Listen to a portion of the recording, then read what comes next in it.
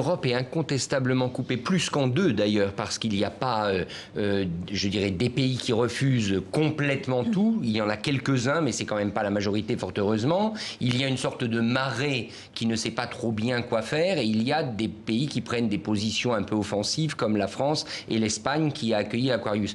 Moi, je vois deux problèmes majeurs et vraiment structurels.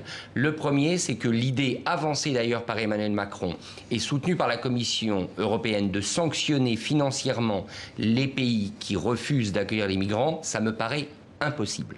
Vous imaginez la situation où la Commission européenne, qui a déjà tellement de mal à avoir une crédibilité à Bruxelles, va s'adresser à un gouvernement, prenons la Hongrie, en disant « nous vous enlevons X millions ou dizaines de millions d'aides parce que vous ne recevez pas les migrants ».